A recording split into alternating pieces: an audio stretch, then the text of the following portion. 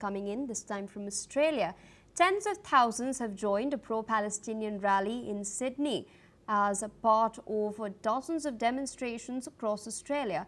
Organisers have estimated that 30,000 people in Sydney are marching with Palestinian flags and cafes on closed city streets. The Gaza ceasefire is now appearing to hold as Israeli troops have pulled back under a US brokered agreement. Police have reported no arrests, but many protesters have expressed skepticism that the ceasefire would last and have called on the Australian government to take action against Israel's policies in Palestinian territories. Listen in to what some of the demonstrators have said. So today we are also celebrating that there's been an end to the bombing in Gaza, so the people of Gaza get to have a bit of a brief respite, but we're also sending a message that the eyes of the world are still focused on Gaza. We still want to see sanctions imposed on Israel, and we still want to see the Palestinian people be in charge of their own destiny and not have another form of colonization imposed upon them. This so-called ceasefire will not hold. Israel always breaks every ceasefire they've ever done. For 78 years, they've been conducting an illegal occupation in Palestinian territories, and we demand the Australian government sanction Israel. With that, viewers, we're shifting our focus to South Asia. Pakistani Prime Minister Shehbaz Sharif has strongly condemned what he's called provocations by Afghanistan. Sharif has vowed a strong and effective response after border clashes between the neighbouring countries had taken place overnight. Sharif has accused Taliban authorities in Afghanistan of allowing their land to be used by terrorist elements and stated that there will be no compromise on Pakistan's defence. This comes as Afghan officials have now claimed that 58 Pakistani soldiers have been killed in retaliatory operations. Meanwhile, a Pakistani official has stated that Pakistan fired light and then heavy artillery at 4 points along the border. He's added that Pakistani forces shot down 3 Afghan quadcopters suspected of carrying explosives. Now, these clashes come as Pakistan has called on Kabul to stop harbouring the terrorist group Tehreek-e-Taliban Pakistan. Remember, the group had earlier claimed responsibility for deadly attacks in several districts in northwestern Pakistan that earlier killed 20 security personnel and 3 civilians as well. Joining us on the broadcast is Fakhar Yousafzai, Pakistani journalist from Karachi. Thank you for taking our time and speaking to us on NewsX World. The tensions between Afghanistan and Pakistan are escalating. There have been, of course, contentions as far as the Durand Line is concerned. But we've seen a sharp escalation take place over the last 2 days. I want to understand from you, how are the Pakistanis viewing the geopolitical implications of this? Thank you very much, and good afternoon to all of you. Actually, I am not from Karachi, I'm from Islamabad, which is not very far away from the Pak-Afghan border. Actually, the situation, as you explained in your opening remarks, that 2 or 3 days ago, Pakistan airstrike the capital city of Afghanistan, Kabul, and their province Nangarhar, which is near to Jalalabad, in 3 different places. After that, the situation between Islamabad and Kabul was heat up, and we have seen so many statements from the Afghan Taliban government, and especially some heat up statement from the Pakistan Defense Minister or the Pakistani parliamentarians was also exchange of fire in shape of different statement against each other. But Afghan authorities cleared this, that we will, of course, we will respond to Pakistan, and we will take a revenge of this airstrike. Pakistan have violated our airspace Therefore, we will respond. And last night in Operation Midnight, they have attacked the Duran line from Chitral to Job and Noshki, which is in Balochistan. I think so they have attacked from 6 to 10 different points in the Pak-Afghan border in Khyber Pakhtunkhwa as well as in Balochistan. And as you said that the Afghan government, Zabiullah Mujahid, claimed that in front of camera that we have killed 58 security force personnel of the Pakistani forces. Pakistan also claiming these type of things. Pakistan's claiming that we have captured the 19 Afghan posts with the border area, and we have killed so many Afghan forces, but we have killed the TTP and Daesh people also in the different area of the Pak-Afghan border. Because the claims are coming from Islamabad as well as from Kabul. Therefore, of course, that was the, I think so, in the recent past, I can say that this was the biggest attack by Afghanistan against Pakistan. I will say that if Afghanistan attacked the Pakistani post, of course, Pakistan have also faced the can say that Pakistan have also faced so many losses of their security personnel. But of course, Afghanistan is also actually Pakistan was using the drone strike against the different posts in the border areas, as well as Pakistan have used. I think so. I have received some news from different sources that Pakistan have used their air force as well against the last night attack by Afghanistan. Indeed, and in the meantime, we've seen statements come in from Iran, from Saudi Arabia as well, calling for restraint. And the Pakistan-Afghanistan border crossings have now been closed as well. Simultaneously, some other very crucial developments are taking place in South Asia, particularly in New Delhi. Afghanistan's Foreign Minister Muttaqi has met Indian External Affairs Minister Dr. Jaishankar. How is the Pakistani establishment viewing this, considering India has now stated that it will reopen its embassy in Kabul that it had earlier downgraded to a small office after US had withdrawn its troops in 2021? Yeah, Pakistani authorities are monitoring the Amir Khan Muttaqi visit, which is a historic visit for 6 days. I think so. This is first time that any foreign minister of Afghanistan visiting New Delhi for 6 days. And of course, he is from the Taliban regime, from the Islami cabinet.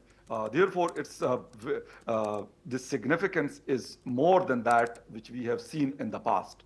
Of course, we have seen Ashraf Ghani, we have seen Hamid Karzai as a president of Afghanistan. They have visited so many times New Delhi. But with the Taliban and the India relation, that was, I think so, the new thing for, as a journalist, I'm covering Afghanistan and the South Asia. Of course, it's a new thing, and we have seen so many things, so many developments during this visit. As well as the Pakistan is concerned, of course, Pakistan is not happy. I'm talking about the Pakistani authorities, the Pakistani defense minister, the Pakistani establishment, the Pakistani government, and I have seen so many angry statements from on the social media from different people that how is it possible that the Afghan foreign minister is visiting? They were our friends, they were our brother, they are our neighbor, they are the Muslim Ummah, and things like that. They are using all these type of statements, which is totally wrong. I think so. Afghanistan is a country, and of course, if you want a good relation with the Hindustan or India, of course they can do that. If they want a good relation with Iran, Russia, Central Asia, China, Pakistan, or other country, of course they don't need to get a permission from Islamabad. They have a right. Therefore, Amir Khan Muttaqi was visiting Pakistan on 4th August 2025, but that was cancelled. And right now he is in India, and India, of course, give him a red carpet. And the meeting with the Foreign External Affairs Minister, Dr. Jaishankar, Pakistani media is talking about that in 2021, we welcome Pakistani government, Pakistani establishment, welcome to the Taliban regime in August 2021. But right now, the situation is totally changed. The Afghan authorities is developing the good relation with India, which is, of course, not favoring Pakistan, and the Pakistani authorities not happy from this visit. But if Afghanistan or Kabul authorities or the Kabul government is want to develop a good relation, as you said, that mission upgrade, that embassy will be open there, and they are India is providing so many things, especially in the development field, in the hospital, health, in education, in infrastructure, in energy. These are the very important development, I think, so which we have seen in this. Amir Khan Muttaqi, the foreign minister of Afghanistan, have talked with Dr. Jaishankar, and Dr. Jaishankar said that we want the one guarantee from your side that your soul shouldn't be used against of course, India or the other countries. And he cleared, I think so, Amir Khan Muttaqi cleared all these things in front of him, that we will not use our soil against any country, or especially against the India. Of course, this is I think so, a positive beginning for Delhi and Kabul, but I think so, not good right now for Pakistan. Indeed. And speaking of Pakistan and Afghanistan, we've recently seen a crucial meeting taking place in Russia, the Moscow format meeting, where Mohammad Sadiq Khan, Pakistan's special representative on Afghanistan, he was present over there with a delegation as well. And something was agreed upon, that Afghanistan's sovereignty will not be violated by any country. This is something that Muttaqi had re-emphasized while giving a press conference in New Delhi. And this comes in the context of the United States demanding access to the Bagram air base. How does Pakistan view these demands that the US has been making? And what do you think Russia stands to gain by expressing interest and maintaining its relations with Afghanistan? Yeah, of course, as well as the Bagram Air Base is concerned, the American President Donald Trump clearly said it, that we need the Bagram Air Base. But as we seen the reports from Kabul or from the Afghan authorities, they clear this, that we are not going to hand over this Bagram Air Base to the US, even an inch land of Afghanistan to the US. I think so it's clear now. What about the statement of Pakistan about regarding the Bagram Air Base? I think so Pakistan is not clear. As we have seen, you have talked about the Sadiq Khan. He is a very seasonal diplomat, and he is playing a vital role between the Pakistan and Afghanistan relation. But what is missing in that? I think so. Sadiq Khan doesn't have authority or power. Of course, the establishment is dealing the relation with India, the relation with Afghanistan, Iran, Saudi Arabia, and US.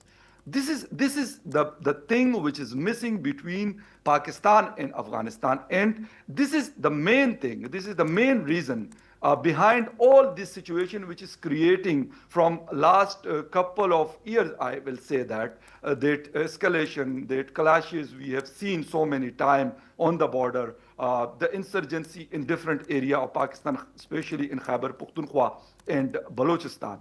Of course, Pakistan is not in a position that they will say that Bagram Air Base shouldn't be handed over to US, because our relation is bending up, it's going up with US. Of course, we will not in a position to go against the statement of Donald Trump, because he is demanding the Bagram Air Base. As well as the Russia is concerned, Russia is the first country in the world who recognized the Taliban government. And of course, they have so many concerns about the Bagram airbase, they will never allow or they will never favor that or to Afghanistan or the Kabul government that the Bagram airbase should hand over to the US. And China is also against it. And of course, the main stakeholder is Iran.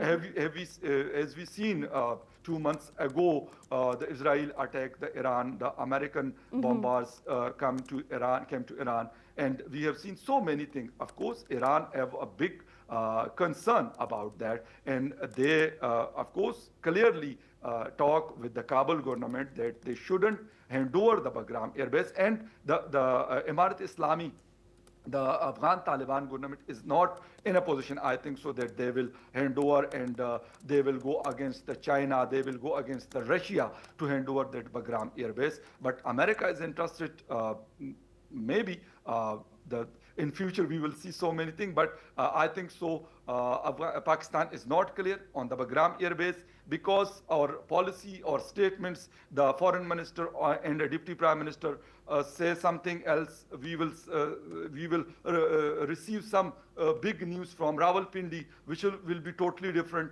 We will receive news from the Sadiq Khan, who is dealing with Afghanistan. Of course, these are the big differences because of which the Pakistan-Afghanistan relation is going down and they are far away from each other. All right, with that, I would like to thank you for taking out time sharing your perspective with us on NewsX World. With that, viewers, it's a wrap on this bulletin. More news and